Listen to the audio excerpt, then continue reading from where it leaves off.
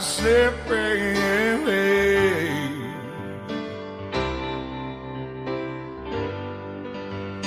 Did you ever feel like you're going insane?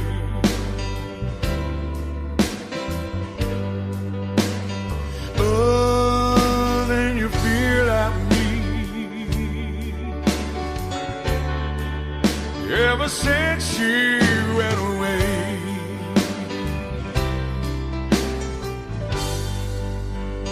did you ever see a world that's cloudy and gray?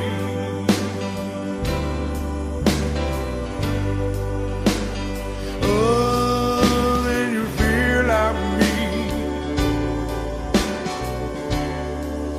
Ever since she went away,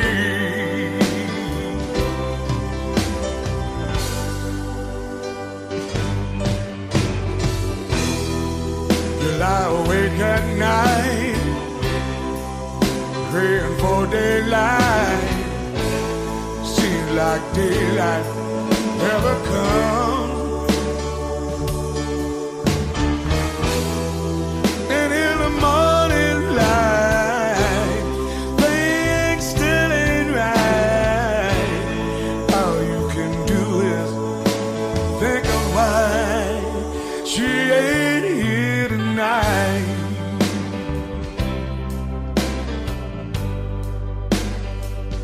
Did you ever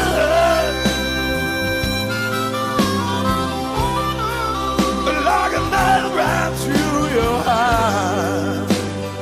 Yeah. So there you go. It is September 4th, 2017. Welcome to Let's Talk Native on the LTN Radio Network. This program breaks all the rules for Native radio. No buffalo speeches, no mystic healing, no special Indian prayers. We tackle the real issues facing Native people with a look back at our glorious and our grave history, a tough look at where we're at now, and a look forward to our ongoing battles for sovereignty and autonomy. Let's Talk Native is produced in association with Iroquois Promotions on the LTN Radio Network, streaming live from the Cattaraugus territory of the Seneca Nation, and simulcast on the Gwe, CKWE in Tandanega. You can find us here on, obviously on Facebook Live, but you can also find us at www.ltnradionet.com, and that's where you'll find crystal clear audio, even on the off chance that that I mess up the board like I did last week. I'm not going to talk about that. We're going to move forward here, but that never happened. It never happened, yeah. So, look, but I do have to revisit the topic of last week. That was a deep topic. Well, and it's, now it's driven home even a little bit more as more and more information is coming out about the death of Savannah LaFontaine Graywind, and the life of her daughter. So I want to revisit that story so people understand it. But because of last Friday's show, it was suggested to me to go see Wind River. Now, I was only vaguely familiar with the film. I didn't know that much about it. I knew there was a film coming out, and but when I was told about it, I was surprised that it was playing at Regal theaters. Yeah. So oftentimes, as we know, we find ourselves with Native films only making it to the indie film theater, market, and unless we're just a backdrop. Yeah, I mean, so it was. I was pleased to see that it was playing at Regal, and so I went and saw it. And so I want to talk a little bit about that movie, because that movie is at the end they kind of talk about some stats, and they talk about missing and murdered Indigenous women. The whole idea that missing and murdered women are not, the crimes aren't investigated or prosecuted and that kind of thing. The film addresses that a little bit. So I want to talk about the film, and I'll say right off the bat, I like the film. Are there flaws in it? And from a Native perspective, absolutely. There are some issues that, in fact, it's the same issues, Matt, you and I talk about every time a film comes out. It's a white guy. He's the hero, right? Jeremy Renner, who is, and I like the actor. I mean, and that's not really the issue. He's the guy who played. He actually did one of the last Bourne movies, Bourne Legacy. Jason Bourne? Yeah, he didn't play Jason Bourne, but he was in that one of the last films of that. He also plays the is it Hawk?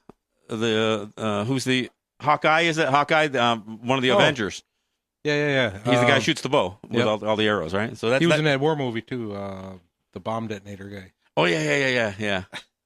Yeah. But, so anyway, I mean, he's a big ticket actor. I understand how that works. I understand the business a little bit. That they've got to have a Hollywood draw, to make a film work. So I get all that. And so I mean, there's a white girl who comes in, kind of a naive FBI agent who to investigate the crime. He he plays an officer for Fish and Wildlife Services, and part of what he does is he hunts down wolves who are attacking sheep, and in some part of the film he's actually mountain lions he's tracking, but he discovers the young girl who perishes, and so anyway, two white people are the leads, even though it's a film about missing and murdered Indigenous women. Or at least this girl in particular. So I mean, I'll talk a little bit about the film, but like I said, I liked it. I'm glad it's out there. I'm glad the topic is piercing the veil, so we can at least have a conversation about it. But I think with any film, I think it deserves the criticisms that it or it should get the criticism it deserves. Because I think they try to do a lot with the film. But if you're native and you watch that film, and for me, the reason the film impacted me wasn't just what I was seeing on the screen. It's what I'm familiar with back home. Mm-hmm. It's the idea of knowing what the drug problem is here. Wind River Reservation is the depiction of it is obviously completely different than someplace. In fact, most of the those native territories out west. It's not like here in Seneca Territory. We are not as remote as a territory in Wyoming. We aren't as remote as a territory in North Dakota or any of these other places. So there isn't the lack of police around to look at a crime, although we still have jurisdictional issues. So some of those same things exist. For the most part, the biggest problem or what is claimed to be the biggest problem associated with missing and murdered Indigenous women is the lack of resources. The fact that you may have a handful of police officers for thousands of square miles, and of course they can't cover whether and if there are tribal police are forbidden from arresting or tribal courts or from prosecuting white people. So if a crime has been committed by a white person, whether it's a domestic violence thing, and 70% of all domestic violence that happens to native women is perpetrated by white people. And those are stats that that hold up over time.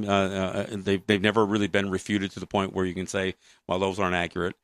So I think there wasn't a case this past year. I don't know if it was this year or last. There was a case where they adjudicated over a case of a non-native guy that did a crime on territory. Well, because VAWA, and I couldn't think of the initials for the life of me last Friday, but the Violence Against Women Act, which is a federal statute that passed through Congress, they included in VAWA a provision for a pilot program that would allow a couple of places where they have what the federal government and maybe the state government has a say in this thing, where the police and the tribal courts meet a high enough standard by the federal government will allow in these pilot programs. I mean, it's not like they changed the law, permanently. They're giving it a test where a tribal court could prosecute a crime committed by a non-native person, especially as it relates to this violence against women.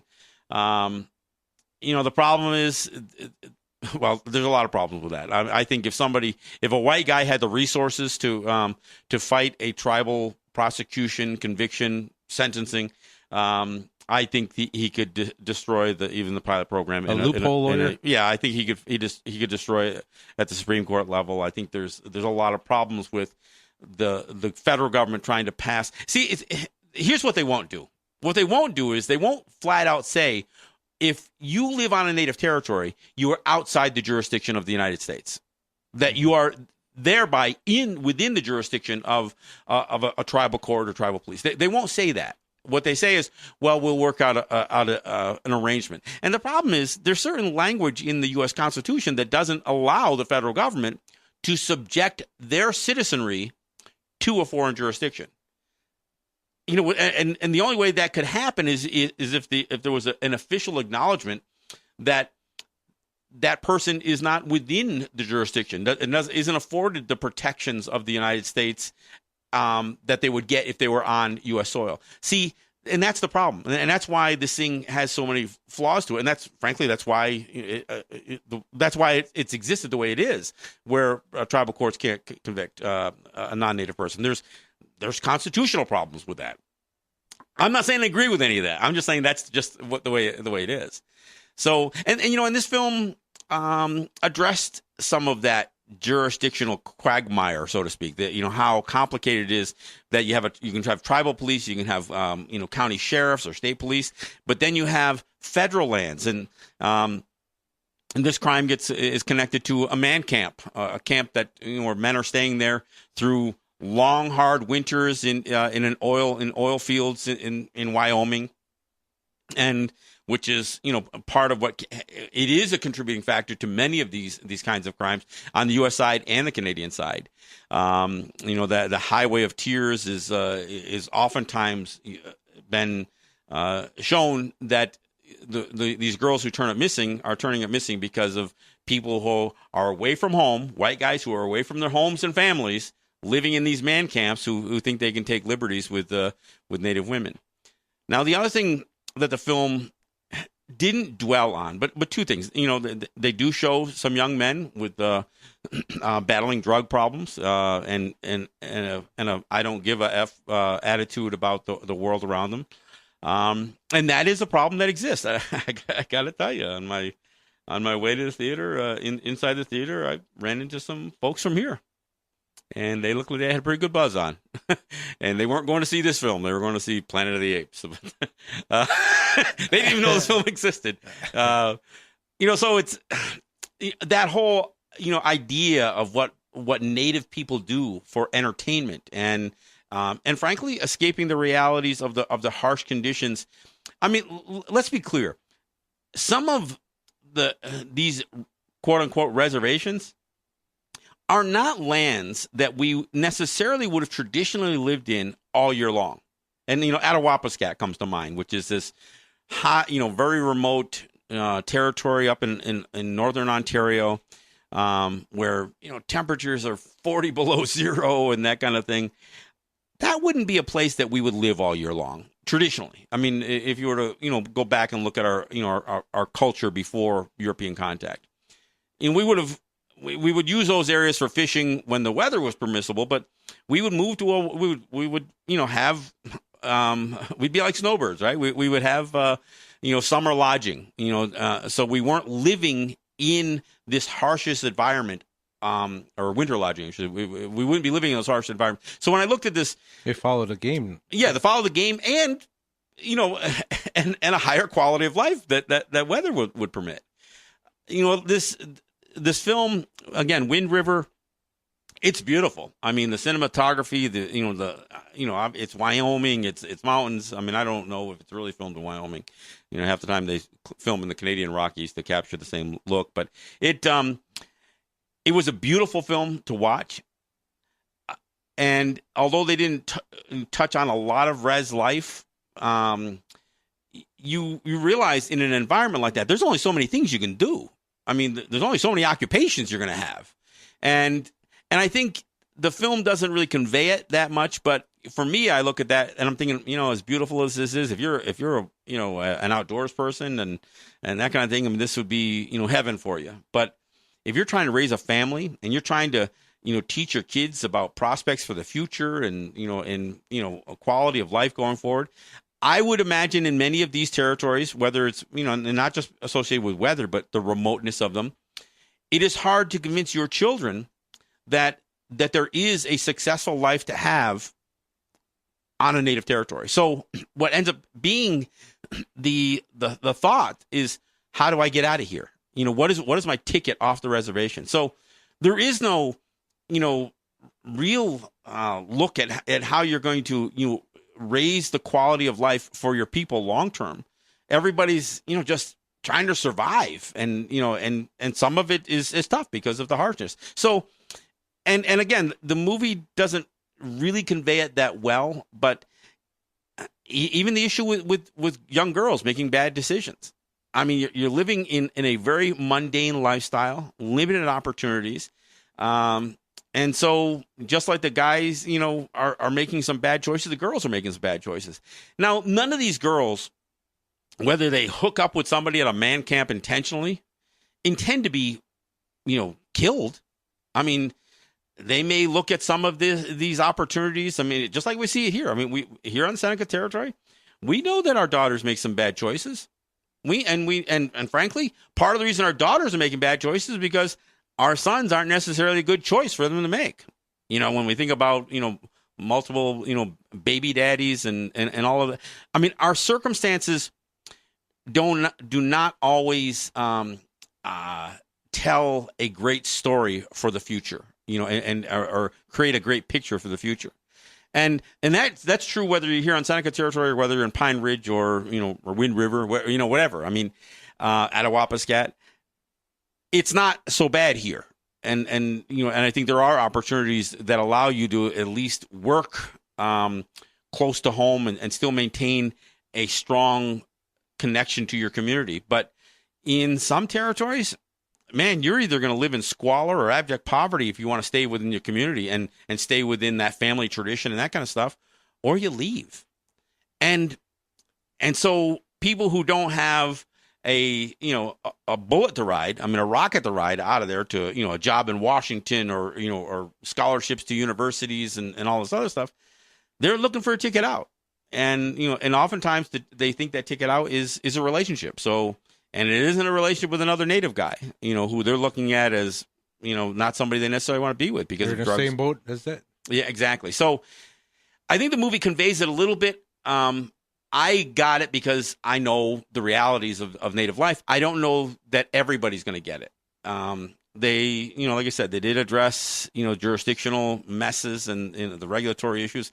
I mean, even the idea what it takes to keep the federal, the Bureau, FBI involved. That there was in the beginning part of the movie, they are tackling the issue. What was the cause of death? And the coroner says, well, the cause of death was her running, breathing in that cold, breathing in that bitter cold air, actually busts open the little sacs inside your lungs, and she choked on her own blood. So her cause of death was choking on her own blood.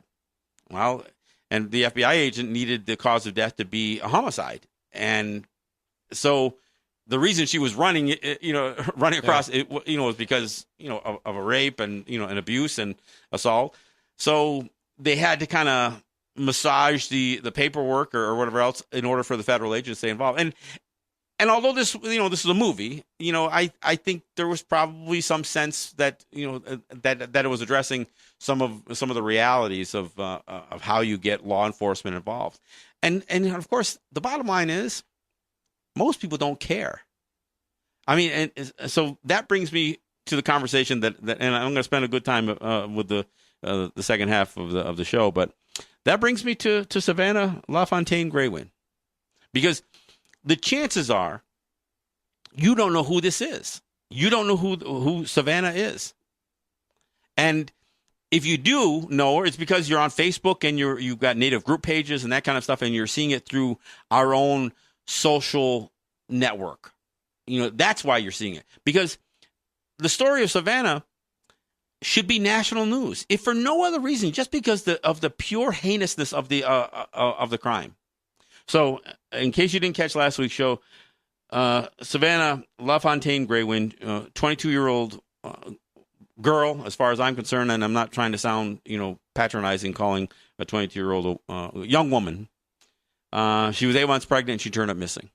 And when they found Savannah, she was dead, wrapped in plastic and duct tape, dumped in a river. But she was also no longer pregnant. The baby was extracted from her, presumably while she was alive or immediately after she was killed. And the baby was recovered. The baby was recovered because it was the white couple living above her. This is in Fargo, North Dakota. It was the white couple living upstairs that apparently did this. And of course, on other shows, they got to say allegedly. I don't have to say that here.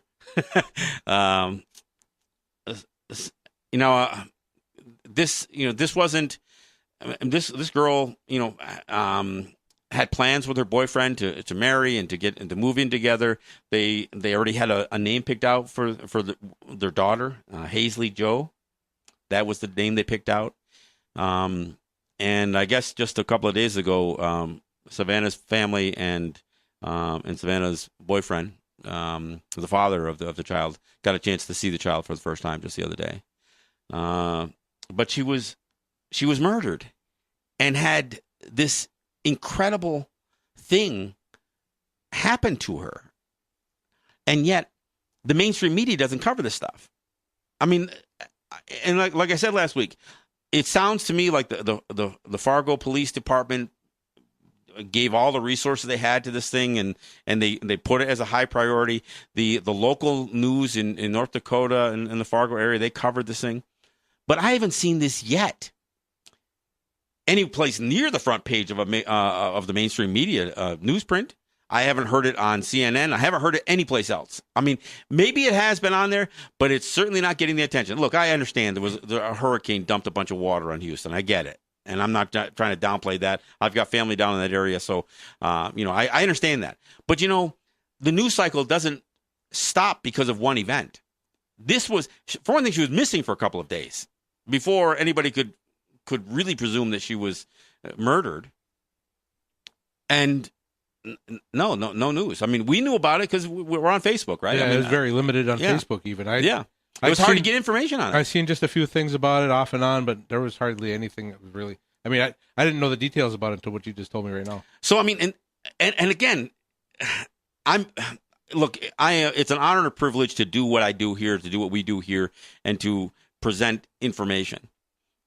And whether the mainstream media covered this or not, I would still discuss this issue because missing and murdered Indigenous women is an issue that we take very seriously here at Let's Talk Native, and I know Native people take it very seriously. And we've been calling for everything from investigations and commissions on the Canadian side and on the U.S. side, but it is not something that is getting proper attention, and not just from governmental issues. Again, not from the media. Yeah, and look, if it's about sensationalism, what could be more sensational in terms of absolute depravity than what this poor girl went through? So, and I've got to say this because when I watch Wind River, like I said, what I see on the screen is one thing. What I know back home is being projected on the screen at least in a limited way. I mean, I gotta tell you, I mean, I got choked up watching this film. And I'm not usually choked up watching something that is meant to entertain. But this, it hit home because of the way drugs have spiraled out of control on our territories. It hit home because of the bad choices, and frankly, bad choices born out of limited options, that both our young men and our young women have. But it also hit home because I only know the only reason I was seeing this movie on Saturday night was because of Savannah Greywind and knowing this terrible thing that had happened to her. So, these things need to be discussed, and I think we need to show as much support as we possibly can to anytime we hear somebody that's missing, we need to give it attention, and we need to stay on it because we need to make sure that when somebody's missing or when they turn up, alive or otherwise, that the full story is being told. Was somebody kidnapped? Were they murdered? And what happens far too often is the easy route for the law enforcement is to just write these deaths off as suicides. And I've seen it over and over and over again. To people that I know, and people, people who've had these circumstances happen to family members. So we as Native people have to stay on this thing. But it's the same thing I say, and look, I've talked a lot about racism over the last few weeks. And even as I'm calling it out, I want to be clear that people understand we can't do this by ourselves. We do need non-Native allies. We need, and with any of our challenges, we represent such a small population. I mean, we represent about 0.7% of the population in the United States. There's not a whole lot of political clout that comes from that. And even at 0.7, we're spread out over, look, we talk about it here on the show, here locally, even in Seneca territory. Our population is spread out across 3 counties, 2 major portions of Seneca Nation territory. So we don't represent any political clout anywhere. The only reason the Seneca Nation represents any clout is because they're employing 5,000 people in Western New York. That's a start. Well, and I'm yeah, that's not a criticism. I'm just saying. You mean population-wise, we're not. Yeah, and I'm saying that if we didn't have financial impact in an area, we still wouldn't have any clout. So I'm saying this because this is why we need the non-Native public to be outraged. Mm-hmm. They need to be outraged about why is the Savannah Greywind story not being told? Why does nobody know about this stuff? And what is the bigger problem with missing and murdered Indigenous women? And that's why you can't see it. I've got my my MMIW shirt on. I wore it tonight. That's one of the reasons I played in the pre-show. I played all Native artists, and I opened the show with Murray Porter's song "Since She Went Away" because that's a song that he wrote, produced, and dedicated towards missing and murdered Indigenous women. So that's a connection there. But we need to raise attention to this. This design on my shirt, it is intended to be a flag. I haven't been able to print a flag yet. I did a Teespring, which is a kind of a campaign, a fundraising campaign, and I've got a couple of $100 out of a limited number of shirts that were sold that is going to go towards getting a first run of flags done. But now I'm changing directions. I'm going to work with my co-host in New York, Shawnee Rice, who is a Native activist, a woman who is involved in many issues, including women's issues, and we're going to launch another campaign for these shirts, not to produce flags, but to raise money for Hazley Joe, for the daughter of Ashton and Savannah, this little girl who survived an incredible ordeal.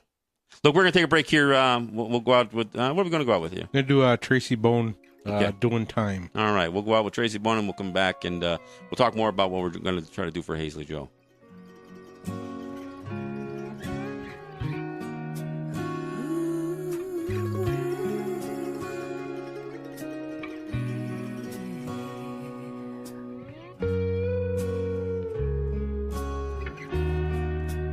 Child, lay down your guns. He can't hurt you anymore. You know he's guilty. Justice let you down. Years were on his side.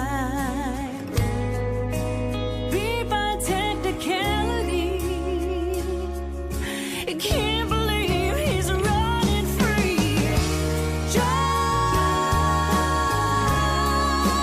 sentenced to life, still learning how to tie her shoes, to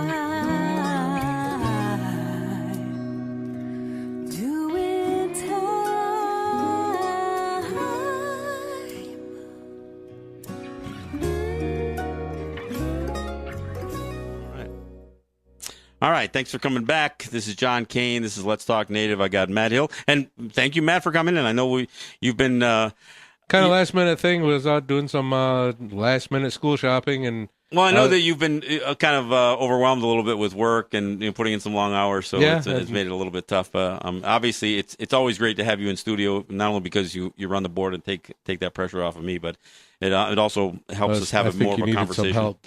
Yeah, well, after last week, again, I had a few problems, but hey, let me before we get back into it, let me give a shout out to sponsors. Let's Talk Native is sponsored by Ross and Holly John and the RJE family of businesses. Hey, I got to mention, did you see the artwork that Holly was in the paper? She made the coloring book. And she made a coloring book, and at the Iroquois Museum out near Howe's Caverns, they took that picture from Holly and they put it into a mural, and that. Man, I tell you, that was just cool. I was so congratulations, Holly. I don't know, John, on that. I got the impression that she didn't know that she was even. She being didn't. I think muralized. somebody got a hold of her and said, "Did you see this?" And it's cool. It's kind of like looking at some of the stuff that like Greg Deal has done, even with that Oapiscat. It's one of my favorite images when he kind of took that picture of the girl with the eagle feather standing in front of the RCMP and then turned it into a posterized image. It. Yeah, it was great. All right, so again, thanks. Congratulations, Holly, and again, thank you, Holly and Ross, for supporting the show. Eric White and ERW Enterprises, again, thank you for your tremendous support for what we do here, and I want to thank friends who help out when they can. Folks like Ed Schindler and Cynthia Trice and Neville Spring, Sugar Montour, and of course, there have been many others who have helped this program. We are in our 8th year. Well into our 8th year now, and we couldn't do this show if we didn't have support every step along the way. I know there are folks who helped us in the past that have chosen to do other things with their money these days. But I still gotta give them props for helping us. I mean, we were paying for airtime and paying a lot of money for airtime in the 2 stations we were on before we built our own studio. So again, I can't say enough about the folks who helped us. I also want to thank Unity Stream and Apache Radio Net for providing our streaming services. I want to thank CKWE for both the simulcast and the rebroadcast of our show, as well as Netroots Radio, Real People's Media, and Indigenous Resistance Radio for carrying Let's Talk Native on the networks. Look, with Matt in studio, I've been a little hesitant to do it, but we do have a number that you can reach if you with Matt in studio. I'm willing to do this because I know I couldn't do it by myself, but we do have a number if anybody wants to call in, and you can call in when you do so, you'll be actually calling into CKWE.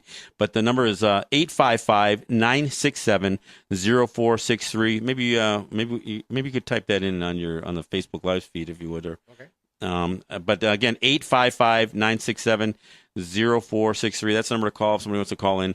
Darren will pick up on the other side. Darren Doreen from CKWE, and maybe we can get you patched through. It's not really a call-in show, but we do have a number available, and I appreciate what Darren and the. If you really got to say something, and look, I know this stuff is important. This is some tough stuff we're talking about.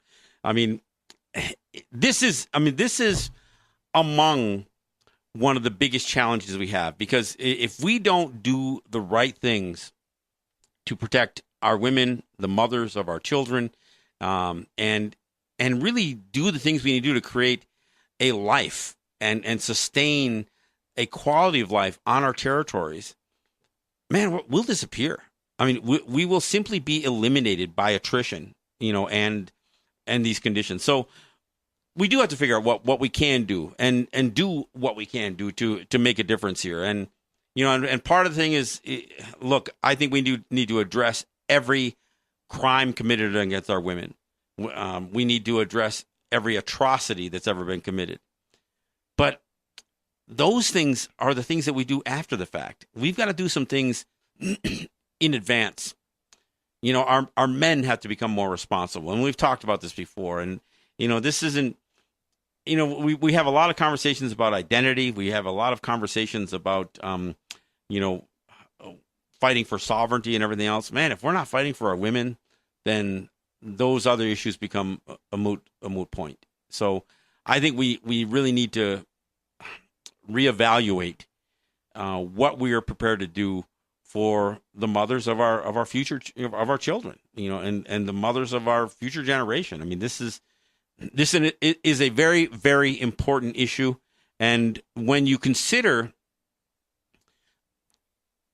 how pervasive violence against women is, especially violence in, against Native women, it is something that is it can't be ignored, and it has been. Like I said, the media ignores it. Law enforcement ignores it. Courts ignore it. Look, there's all kinds of problems with police and abuse of force and use of force and that kind of thing. This is a whole nother issue. And it is a travesty. I mean, the fact that a woman in a vulnerable situation cannot get help. I mean, can't be helped. And not just the victims of domestic violence, but the victims of circumstances that are created because of the abject poverty created by U.S. policies. And I've talked about it before. We lead in all the categories you don't want to lead in. We lead in youth suicide, not just suicide, but youth suicides. We lead in substance abuse issues. Overdoses. We lead in teen pregnancies and dropouts from high school and the infant mortality rate. The infant mortality rate. Our lifespan. We have a lower lifespan than any other people on the continent, U.S. or Canada. And you can't just say, well, geez, those Indians must not be healthy if they don't live very long. No, these are the circumstances that we live under. Highest unemployment rates, the highest poverty levels. And of course, and I mentioned this last week, the first thing people will say, yeah, but doesn't the Bureau of Indian Affairs spend lots of money on Indians? Yeah, and somebody will throw that number out there. And then you'll have somebody like Trump saying, well, yeah, we need to trim that budget down. We need to cut down Indian health services. We need to cut down on BIA funding. And I said it last week. Most of that money never comes to us. It never gets to us. It never gets to us even in a service. You know where most of the money goes? It gets swallowed up by the bureaucracies. It gets swallowed up by a whole lot of white people with lots of letters after their names, lots of college background, lots of community organizers that never organize anything. A whole lot of people who are good at paperwork, who are good at filling out the applications. Good at hiding money. And good at hiding money. And that's not what we need. You know what we need? We need our sovereignty recognized. And I'm not just saying that because I'm calling out for vigilante justice. Again, that's stuff after the fact. I get asked all the time. My good friend Cindy says, why is the poverty? Why aren't there businesses booming on our territories? Oh, yeah, there's businesses booming. Gas, gaming, and cigarettes. And why is it just that? Well, part of the whole battle is that we have on our territories is the battles with the state and the federal government. The fact that they want to, not only do they want to tax us, but they want to regulate us on what we can't treat our territories as these, we can't market the regulatory advantages of our territories because most of those things are tied to battles and ongoing fights with the state. Our good buddy, Sean Snyder John, he beat his $1.3 million charge, but you know what? They're still trying to find Eric White, in his company for just doing native to native commerce. The fact of the matter is, most of our businesses on our territories can't even incorporate because once we are no longer just doing business as a sovereign individual that the state has to recognize, then we become a taxable entity that the federal government thinks they can go after. We don't even qualify for some of the small business administration loans and that kind of stuff. The stuff that you would think, well, why isn't there a whole bunch of SBA programs going on in territories? Because we would meet the requirements for disadvantage in terms of ethnically disadvantage, minority disadvantage, but because we have to do businesses as DBAs, our net worth, you put some shelves of cigarettes in a store, and that's an asset. Normally, people can say, well, that's a business. That's not my personal asset. That's my business assets. See, and these are some of the complicated things that, and I don't want to get off too deep on this because I know it can get lost in all this stuff. But these are some of the circumstances that we have it better here. I mean, in Seneca territory. I mean, and in fact, most Haudenosaunee territories, because we are not far from some sort of mainstream economic, or commercial activity. I mean, we have people who at least come in and buy cigarettes or buy gas or go to the casinos. But you talk about some of these territories that don't have that, and again, that's a limitation. And it's not to say that we don't have other businesses. We do, and there has been diversification. But oftentimes they're met with tremendous challenges. So, but if you want to do any really diverse business type, like say like the hemp growing, they're going to come down on you. What? Because that's an economic stimulus that's going to be coming into your territory, and they want a piece of the pie, is what it is. Well, and then there's other factors like, can you bank? Can you use banking services? I mean, it's hard to do a business these days where you're not using, some sort of electronic currency movement, or banking industry. And the vulnerability that we have there is if we're doing something, if we do something that's, has a large cash flow issue to it, sometimes we get accused of money laundering and all kinds. I mean, they use these anti-terrorism laws to freeze bank accounts when we have nothing to do with any of that stuff. But it's the luxury they have with these tools that law enforcement has. So there are challenges, and I said it before. If our sovereignty was recognized and we could really market our regulatory advantages, we would have booming economies. And you know what? We would demonstrate some things to the non-native territories about what's wrong with their system if that were the case. Well, every marketable advantage is that. Yeah. I mean, we're showcasing what they can't do. I mean we can't borrow money, or sell beer. Yeah. Well, and there are other challenges along those ways. I mean, insurances are tough on our territories to get proper insurances, including get bonding, for business. So these are all the things that are tremendous disadvantages. For all of the advantages that we do have, if we could assert those regulatory advantages, they're usually shrouded in a cloud of state and federal laws that shouldn't apply in our territory that we claim don't and they claim do, and that's part of the challenges. So. Yeah, and it's not a terrible leap to say that the poverty and the opportunities on our territory aren't directly related to every one of those statistics that I talked about, including missing and murdered Indigenous women. That's part of the problem. Yeah, and again, I don't want to shift the topic against how much we should be changing our views on how we value all of our people, all young people and old people, but specifically our women. We need to do better. We just need to do better.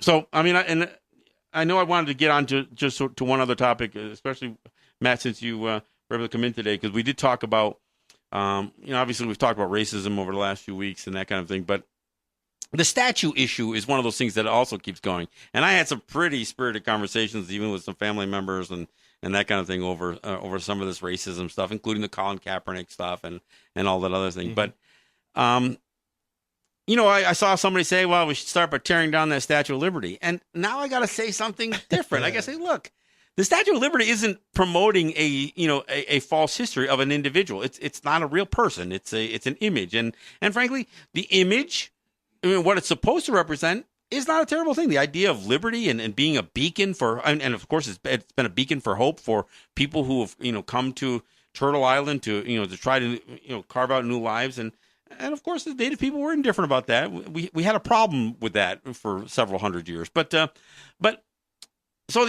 I'm not saying there's tear down everything. And you had a bit of an issue with somebody on one of those historical markers. Yeah, it wasn't a big deal, but it caught my attention. I see that there's what I'm talking about is the roadside markers where you see like first settlement. Mm-hmm. I saw it in Silver Creek the other day. First settlement. There's other ones that show first sawmill or first whatever these markers. Site of an old village. Yeah, whatever these markers are. Usually the first settler that came there. What it does, it totally disregards our history, the Native history. On Jeopardy, one of the questions was, who were the first people to settle in Las Vegas? Yeah. Yep. And you know what their answer was for the Jeopardy, the question? Who are the Mormons? What about the Ute? What about the Paiutes? What about all the other Yeah. Native people? And so, I mean, you're right. Anytime somebody says something that like either cites a historical or site or event, it's always about white people. So the sign in particular was a sign showing a place that was ravaged during the Sullivan campaign. This So a native village that was wiped out by Sullivan. Yeah, yep. So then somebody made the comment of that should be torn down, and I replied with that. I said, "Why? I mean, it's mentioning a time and place in history. It's not heroizing anybody. It's not giving anybody real credit. It's not holding them up in a figure of them in a statue form. It's a marker that's telling an event that happened there. Now, if there's a picture of Sullivan, by all means, or a statue of Sullivan, by all means, let's tear that son of a gun down. Well, there's that place, the torture tree, they call it. It's a marker where they had some of the scouts were taken and killed, and it's a big, huge tree there. And they say it's even impossible for that tree to be the torture tree because it's so old. But anyway, it's there's a stone marker there, and it shows the Clinton Sullivan campaign and the guys' names and everything. So that there is a little bit questionable because it tells that the natives were the savage ones. It was the ones that they were the aggressor, more or less.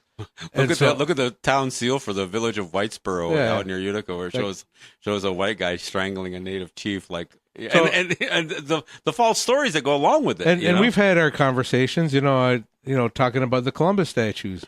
Everybody wants to tear them down. I say, well, there's some that we should be leaving up with a change in them, though. Because the comment was made about the blood that was, or the paint, red paint that was all over it. Yeah, leave it with the paint on there. Well, yeah, that makes it more accurate right there. I said, yeah, leave it.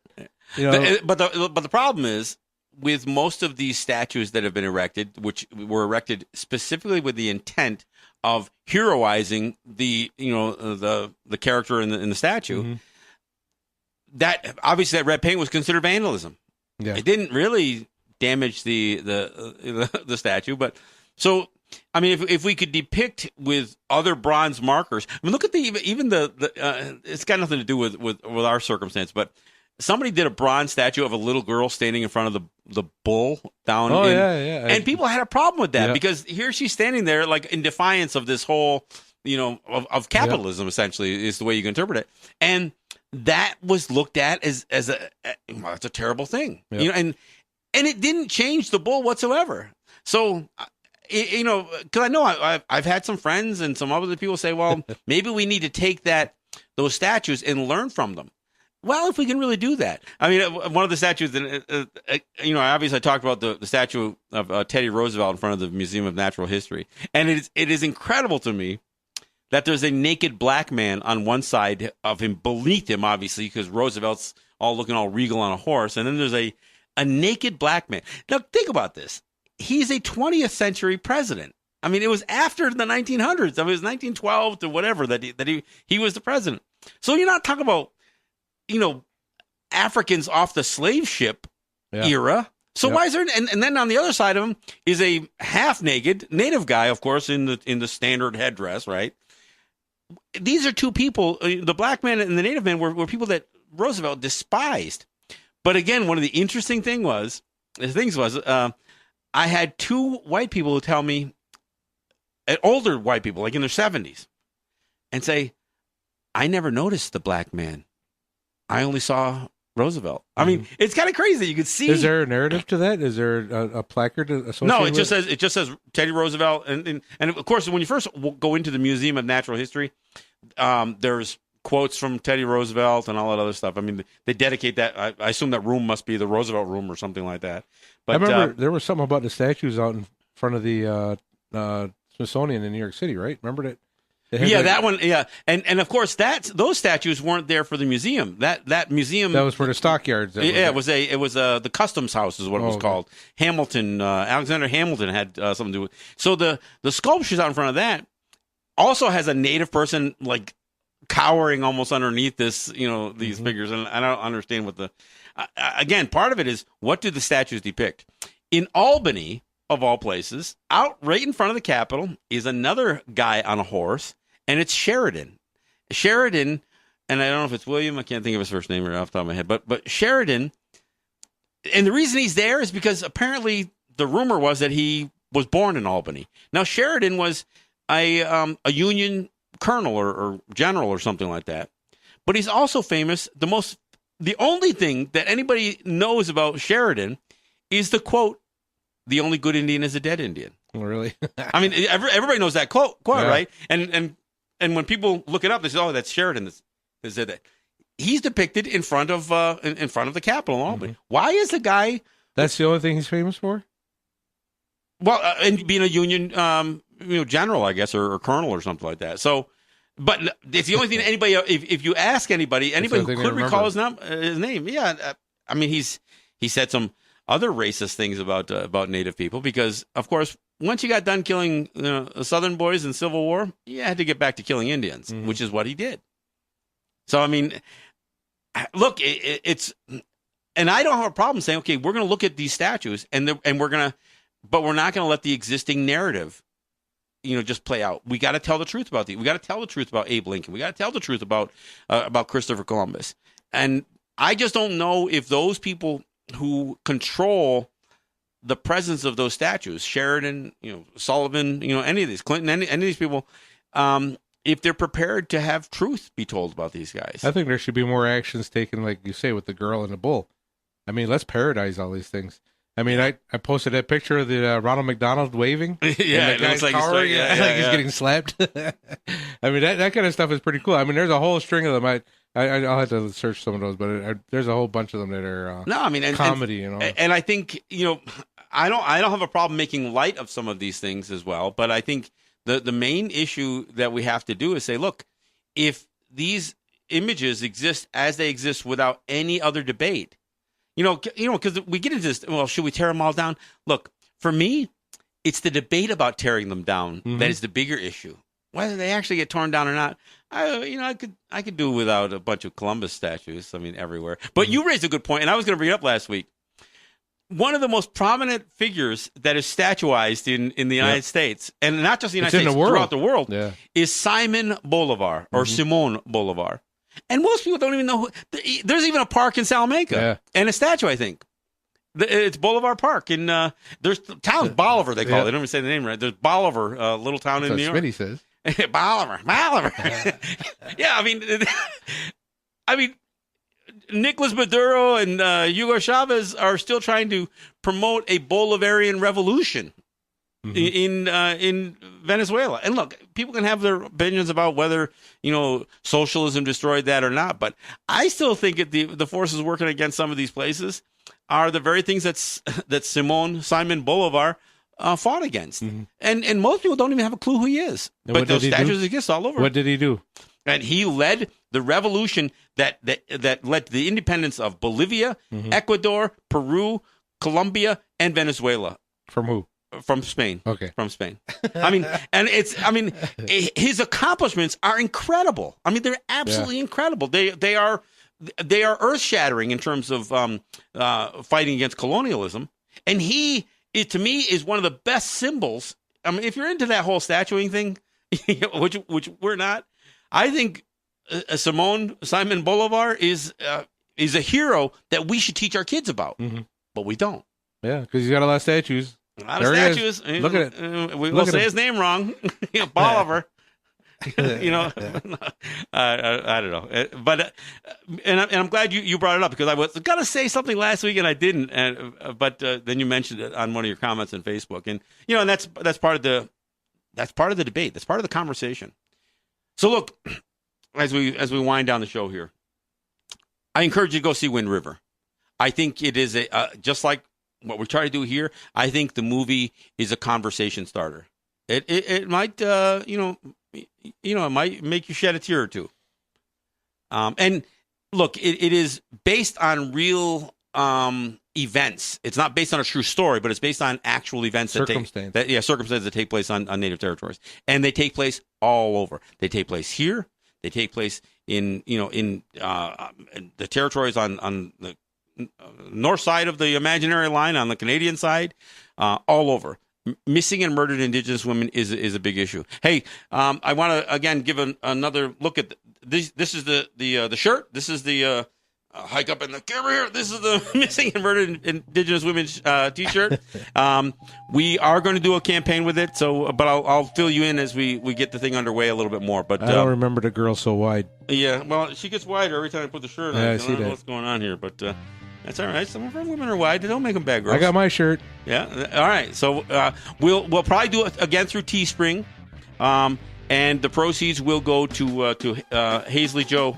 Hey, one last thing. There is already a fund set up. There is the Hazley Joe donation fund, and it's Hazley Haisley Joe just J-O donation fund. You can send a check to U.S. Bank at 505 2nd Avenue North in Fargo, North Dakota. That's 58102 is the zip code. Let me give it again. It's the Hazley Joe donation fund.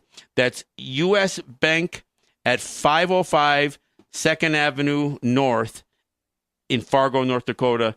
That's 58102. I'll post up the address and that information on the group page as well. I want to do that as we go out.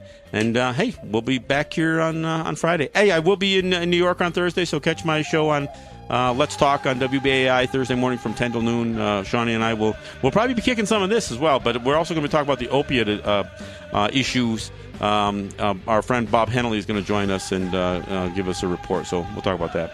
Thanks again. Yahweh. Yeah.